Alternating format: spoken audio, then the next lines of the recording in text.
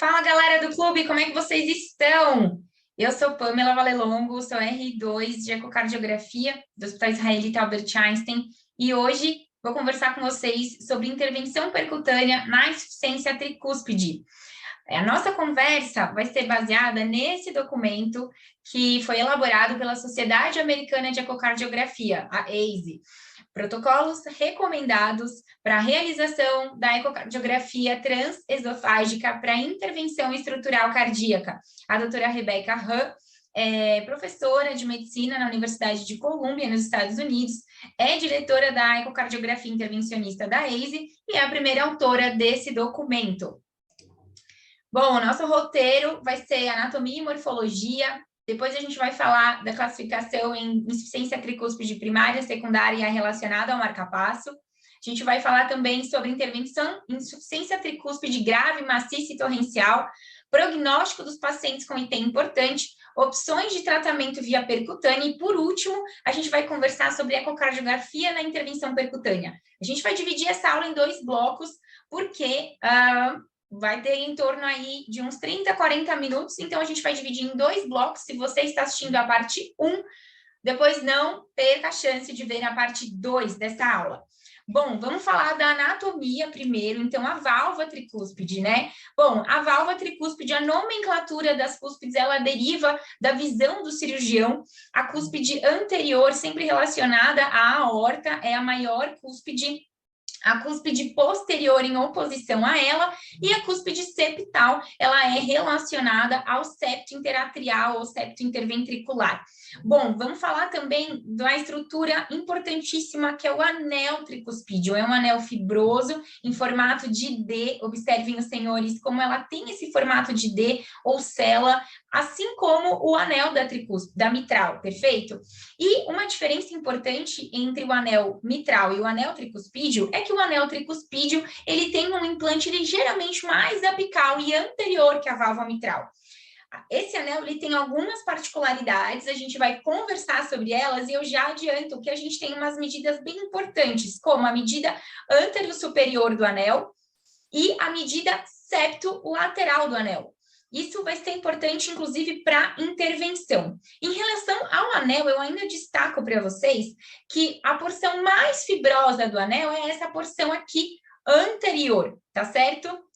Bem, a gente tem ainda no aparato valvar da tricúspide, as cordas tendíneas inseridas na face ventricular da tricúspide e os músculos papilares. Bom, os músculos papilares, eles são, na grande maioria das pessoas, 2, o anterior e o posterior.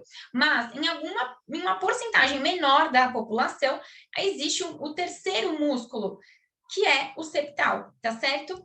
Bom, eu destaco para vocês, aqui nessa figura, um ecocardiograma 2D, transtorácico, no parasternal eixo longo, direcionado para a via de entrada do VD. É aquele corte do parasternal que a gente aponta o probe, o feixe de ultrassom para o pé, tá certo? Nessa janela, vocês observam a cúspide anterior relacionada aqui à via de saída do ventrículo esquerdo, e vocês observam... Bom, nessa janela, vocês observam a cúspide septal, aqui relacionada ao septo interventricular, e existe esse marcador anatômico, que é o seio coronário.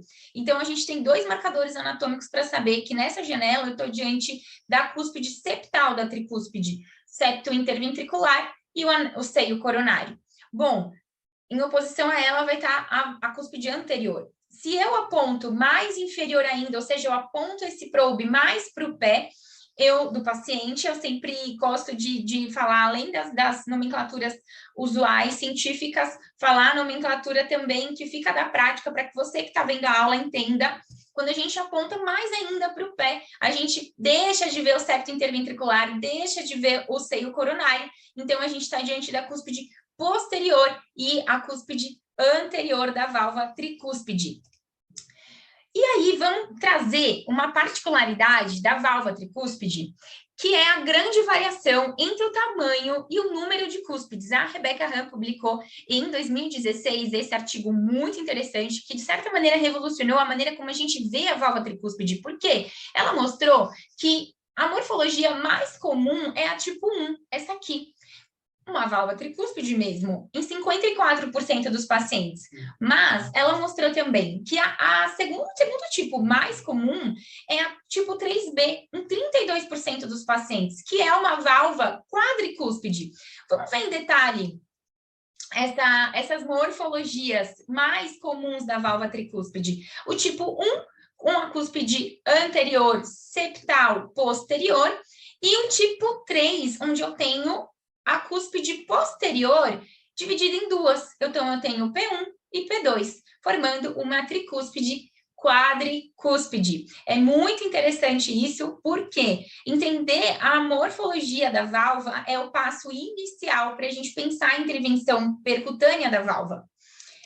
Bom, vamos avaliar também como a gente vê a válvula tricúspide e as cúspides no transtorácico 2D, 3D e no transesofágico 2D, 3D. Aqui no transtorácico, observem vocês, a gente sempre vai procurar os marcadores anatômicos, seja a aorta, seja o septo interventricular. Aqui eu mostro para vocês, a aorta tá para essa região e o septo interventricular interatrial nessa região. Então, eu tenho relacionado a aorta, a cúspide anterior, relacionado ao septo interatrial, a septal, e aqui nessa região eu já tenho a cúspide posterior. Na imagem do transesofágico 3D, eu mostro para os senhores o marcador do seio coronário, e aí relacionado a ela, quem é que a gente mostrou na imagem anterior? É a cúspide septal. Relacionada à aorta, aqui é a cúspide anterior. E, em oposição a ela, a cúspide posterior. Então, esses são quesitos importantes para a gente mergulhar na anatomia da válvula tricúspide e em começar a entender melhor o 3D dela nas imagens, para que a gente consiga fazer a intervenção percutânea e treinar essa intervenção percutânea. Essa figura é muito interessante, de um artigo publicado, se não me engano, em 2013, e ela mostra a complexidade dos anéis valvares das válvulas atrioventriculares. Aqui um destaque da válvula mitral, em azul o da válvula tricúspide. Observem os senhores, o diâmetro antero-posterior, que eu havia comentado com vocês, e o diâmetro septolateral, que é o outro diâmetro muito importante para a gente fazer a intervenção. O antero-posterior, ele é realmente o diâmetro maior da válvula tricúspide, perfeito?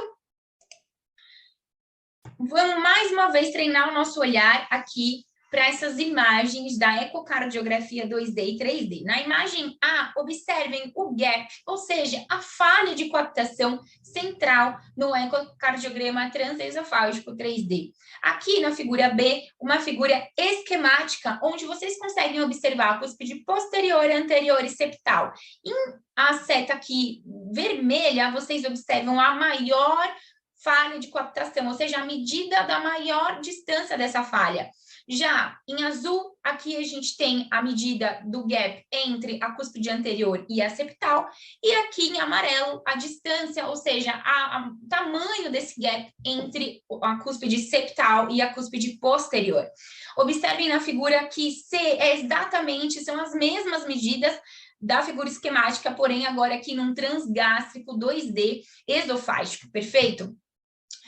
Nessa medida D, nessa figura D, uma outra medida extremamente importante quando a gente vai falar de intervenção na tricúspide, que tem a ver com o slide anterior sobre o anel tricuspídeo. Observem a medida aqui do anel na medida do diâmetro antero-posterior e na medida septolateral, certo? Septolateral. Observem esse diâmetro. A gente já percebeu que o diâmetro antero-posterior ele é muito maior do que o diâmetro septolateral.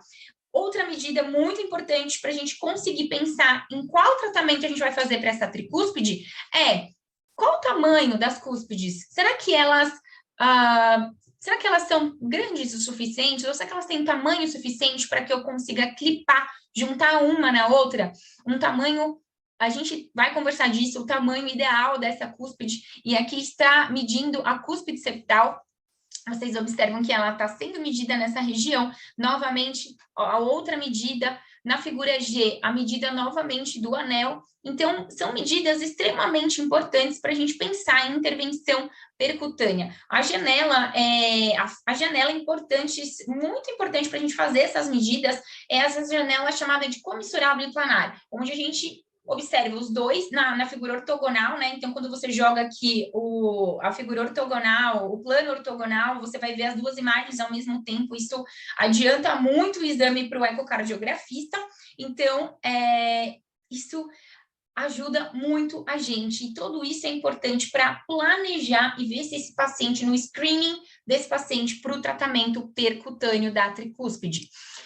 Vamos lembrar de algumas medidas de normalidade. A área valvar da tricúspide é a maior área valvar das valvas, né? Então, 7 a 9 milímetros quadrados, o diâmetro do anel menor que 20 milímetros, ou em área indexada para superfície corpórea, 8 milímetros por metro quadrado. E vale lembrar aos senhores que IT fisiológica acontece em 60 a 90% dos pacientes. Nesse slide, eu destaco para vocês, também publicado pela Rebecca Hahn em 2022, no Jornal Europeu de Imagem Cardiovascular, a como a gente põe geralmente a nossa sonda no transesofágico. Nessa imagem anatômica, a linha que a gente faz com o feixe de ultrassom é essa linha tracejada. Essa linha tracejada, ela corta aqui o coração nesse sentido. Então, observem vocês que essa, na figura B, é a imagem que eu consigo ver pelo transesofágico. Eu observo com o probe atrás do átrio esquerdo. Então, eu passo pelo átrio esquerdo, vejo a válvula mitral, o ventrículo esquerdo, a via de saída. Essa é a imagem obtida com o meu probe, então aqui já na figura C, a fluoroscopia, evidenciando para a gente como é que o nosso probe manda o feixe de ultrassom. E aí, será que essa é a melhor janela para a gente ver a válvula tricúspide? Eu já adianto para vocês que não. E a gente tem janelas mais interessantes para avaliar a tricúspide. Essa é uma das grandes novidades desse documento publicado. E o posicionamento do probe ele é extremamente importante para que a gente consiga acessar imagens relevantes da tricúspide, do aparato, do VD, para poder guiar procedimento percutâneo. Ainda destaco para vocês a grande importância do compartilhamento de informação dos heart teams. Então, a gente tem, dentro de um heart team, a gente tem o ecocardiografista, o colega da imagem cardiovascular, da tomorressonância, o cirurgião, o hemodinomicista, o cardiologista clínico. Muitas vezes existe até um geriatra junto com a gente, porque a gente está conversando de pacientes que são mais idosos ou têm comorbidades. Bom, na imagem A gente tem uma angiotomografia e eu destaco para vocês aqui o anel tricúspideo por ser um posterior em azul, por ser um anterior em amarelo, e observem vocês como a coronária direita percorre paralelamente aqui o caminho do anel anterior da válvula tricúspide. Observem também na figura B, já uma imagem de ressonância, a figura B e C, a inserção do anel, e aqui em zoom, a inserção do anel com seus componentes. Então, o marcador anatômico para a gente da coronária direita, tecido adiposo que faz parte aqui da ligação do anel, a parede do átrio direito e a parede do ventrículo direito, isso mesmo. E aqui o ponto de inserção, por que isso é importante? A gente às vezes fala do MAD, que é a disjunção do anel mitral, e a gente já começou a estudar que existe disjunção do anel tricúspide também. E tem muita coisa ainda para ser descoberta, mas a gente começa a entender esse aparato com um olhar mais criterioso. E logo abaixo a imagem do ecocardiografista transesofágico 3D, e observem vocês aqui a visão ventricular da válvula tricúspide, visão atrial e a visão bicaval da válvula tricúspide, como muda, qual cúspide a gente está vendo, e por isso que é importante essa especialização do ecocardiografista em intervenção percutânea. Bom, segundo roteiro nosso, vamos falar de insuficiência primária, secundária relacionada ao dispositivo. A gente tem algumas maneiras de classificar a insuficiência tricúspide, a gente pode extrapolar para a classificação de Carpentier. A Carpentier, ela é derivada lá da válvula mitral e envolve a mobilidade das cúspides. A gente pode classificar, que é uma classificação anatômica, basicamente. A gente pode classificar também se ela é primária, secundária, e a novidade é que ela está a IT relacionada ao marca-passo. Isso é uma novidade interessante, porque antigamente, quem trabalha com válvula ficava... Olha, era uma questão difícil. O paciente ter um marca-passo, ter uma insuficiência tricúspide, às vezes você ia ver onde ele se encaixava e ficava difícil de saber se a ST ela era relacionada, ela era primária, porque o marca-passo machucou a válvula, as cúspides, ou ela era secundária, porque existia um fator mecânico e não é a válvula em si que é doente, é uma coisa extrínseca que está acontecendo a ela, então será que ela é secundária? E aí, esse documento também, que tem como primeira autora a doutora Rebecca Hahn, ele traz para a gente as características da IT primária.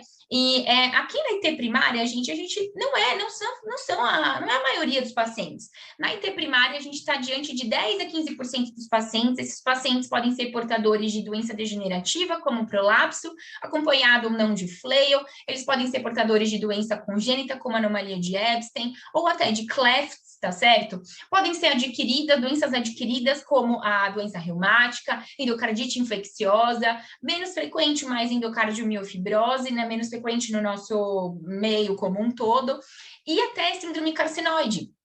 A gente já está prestando mais atenção na síndrome carcinoide diante de tantos pacientes que chegam até nós com tratamentos oncológicos ou em vigências de doenças oncológicas. Pode ser iatrogênica também, pode. Uma preocupação grande que a gente tem quando os pacientes são submetidos à biópsia endomiocárdica, por exemplo, é essa preocupação com a lesão possível de válvula tricúspide. Bem, além de ser primária, ou seja, o problema está na cúspide, né?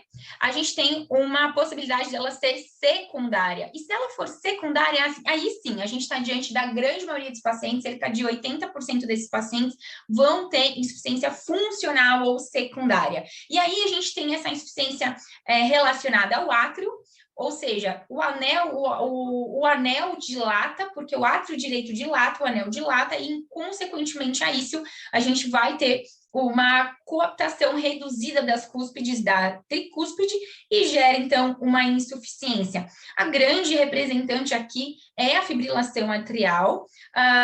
Pacientes com ICFEP, né, insuficiência cardíaca de fração de ejeção preservada, com disfunção diastólica, esses pacientes também percorrem a fibrilação atrial, também está dentro do espectro, né, na maioria desses pacientes, e isso é relacionado ao átrio. Eu ainda destaco tumores do átrio direito, com destaque ainda para o mixoma do átrio direito. Bem, pode ser ventricular também, relacionado ao ventrículo, quando a gente tem dilatação do ventrículo direito, disfunção do ventrículo direito, o ventrículo direito ele se dilata, ele muda a sua geometria e as cordas tendineias são repuxadas, fazendo um mecanismo de tethering, porque existe um equilíbrio entre as forças de fechamento e as forças de abertura da válvula. Então, quando você tem essas cordas tendineias repuxadas, digamos, esticadas, elas fazem, se a válvula fecha dessa maneira, ela acaba ficando puxada e a gente forma esse mecanismo de tethering que a gente chama. Então, isso pode acontecer. Mas, isso acontece só por doença do coração direito? Não. Se a gente tem hipertensão pulmonar primária ou até hipertensão pulmonar secundária, se a gente tem uma disfunção sistólica do ventrículo esquerdo importante ou até uma disfunção diastólica importante do ventrículo esquerdo, a gente vai ter, por consequência, toda sobrecarga e despejamento ali naquele ventrículo direito, ocasionando essa alteração de geometria do VD, tá certo? Então, ela pode ser funcional, relacionada ao átrio direito ou relacionada ao ventrículo direito. Bom, Pan, você falou que tem novidade de ser relacionada ao marca-passo. Exatamente. Isso ajuda o clínico e isso ajuda a gente também. Pô, mas qual que é a diferença? A diferença é que a gente vai conseguir separar melhor esses pacientes e entender melhor como é que a patologia funciona nesses pacientes com dispositivo eletrônico intracardíaco. Quando ela está relacionada a um marca-passo, a gente ainda vai separar em se a cúspide está doente, machucada, lesionada, ou se existe apenas um fator mecânico do marca-passo que impede a coaptação das cúspides, sendo então secundária. Essa é a grande novidade em relação à classificação da IT. Nosso terceiro ponto do roteiro, também publicado pela Rebeca Han, no mesmo documento em 2022, desculpe, eu destaco as medidas semi-quantitativas e quantitativas da IT, principalmente eu destaco a IT severa, para vocês terem na cabeça, e assim, qual que é a importância, Pan, da gente entender que existe também essa novidade em relação à classificação de IT severa, né, importante, aqui no português a gente vai classificar ela como importante, maciça ou torrencial.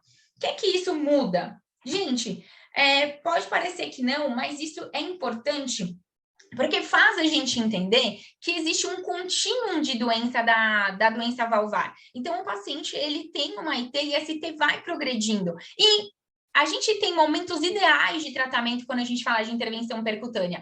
E, principalmente, quando ele está no torrencial, poxa, há alguns mecanismos de tratamento, como o reparo edge-to-edge, ou seja, o reparo borda a borda, onde a gente tem uma falha de captação e a gente junta para que essa falha reduza. Esse tipo de reparo, ele já talvez não tenha tanta chance de sucesso. Então, ser torrencial diminui a chance de sucesso num reparo edge-to-edge. Bom, e vamos falar só dos parâmetros para vocês terem na cabeça. Quando a gente fala de vena contracta, largura da vena contracta, o que é essa história da vena contracta? Bom, a vena contracta, gente, quando a gente pensa no jato regurgitante, a gente tem a área de convergência, que é eu brinco que é a cabecinha do Mickey, fica para cima do plano valvar. A gente tem o pescocinho, que é a vena contracta, ou seja, é o tamanho do buraco. E a gente tem a largura do jato. A gente tem o jato regurgitante por si só. São 3 elementos do jato. Bom, a vena contracta, ela é uma zona, uma região de menor pressão, onde, por ser de menor pressão, as hemácias viajam muito rápido. É onde a gente vê um aliasing, ou seja, aquele vermelho brilhante do ecocardiograma, do Collar, lá nessa região. Então, quanto a gente mede essa região, ela é a região do buraco, ela é a largura do buraco. Então, a vena contracta é isso, é a região de menor pressão, por onde as hemácias viajam muito rápido. Ela é o tamanho do buraco. Bom, a vena contracta, para a gente pensar em importante, ela é pelo menos 7 milímetros. A área do orifício regurgitante, 40 a 59 milímetros quadrados, e eu destaco essa medida muito interessante, que conversa com os parâmetros que a gente avalia como específicos da válvula tricúspide, a vena contracta 3D. Então, quando a gente consegue fazer essa medida no 3D, ela é bem fidedigna, se aproxima muito da medida real, 75 a 94 milímetros quadrados. Bom, estamos acabando a primeira parte da aula, segurem o tchan, porque vai acabar, mas vai ter a parte 2. Por que a gente está falando de insuficiência tricúspide? Tanta coisa para falar, você vai falar de tricúspide e da IT ainda. Por que a gente está falando dela? A insuficiência tricúspide é uma doença frequente, sim, com aumento progressivo de mortalidade, conforme a severidade da valvopatia aumenta. Conforme a valvopatia tricúspide fica mais grave, esse paciente vai morrer, uma maior porcentagem desses pacientes vai morrer em menor tempo. A gente sabe que, independente da fração de ejeção ventricular esquerda e da hipertensão pulmonar, a IT, por si só, é associada com aumento de morbidade e mortalidade. São pacientes extremamente sintomáticos, principalmente devido ao desenvolvimento de IC direita. E, gente, qualquer pessoa que tenha entrado em contato com um paciente com IC direita sabe a dificuldade que é manejar os sintomas desse paciente. Você entra com diurético, uma hora ele seca e continua, às vezes, sintomático, piora a função renal, porque você deixou ele muito seco, mas ele ainda sente aquela fadiga, aquele cansaço, por vezes faz ascite de repetição, dor hipocôndrio direito, estase jugular, um edema importante de membros inferiores. E a gente sabe, gente, que tudo que a gente tem para a IC esquerda, de coração esquerdo, o quarteto fantástico, os novos achados das medicações dos inibidores de SLGT2, bom, isso a gente ainda não tem para IC direita, a gente não tem estudos robustos ou dados robustos para a gente saber o que fazer com o paciente da IC direita. Então, são pacientes de difícil manejo. E, além do tratamento clínico não ser dos melhores, A cirurgia convencional tem resultados insatisfatórios e a mortalidade pós-procedimento é muito alta, chega a 10%. Assim, o tratamento cirúrgico geralmente não é realizado, o que gera aumento crescente dos pacientes com IT relevante. Então, veja, se a gente tem um tratamento onde o tratamento clínico é muito parecido à mortalidade com o tratamento cirúrgico, provavelmente a gente está diante de tratamentos ruins para essa doença. E aí, é o que a gente traz de novidade. Terapias transcatéter para o tratamento da insuficiência tricúspide podem oferecer uma alternativa segura e eficiente à cirurgia para esses pacientes, cujo risco cirúrgico é elevado e, por vezes, proibitivo. Bom, eu paro aqui a minha aula dessa parte 1, para que vocês que estão acompanhando essa nossa aula de insuficiência tricúspide de intervenção percutânea, porque a gente vai falar na próxima aula, parte 2, tratamento percutâneo, e a gente vai falar do passo a passo do eco na intervenção percutânea. E ainda vou trazer um caso bem interessante de triclip para a gente terminar essa aula. Eu te vejo lá, dá clique para o próximo vídeo.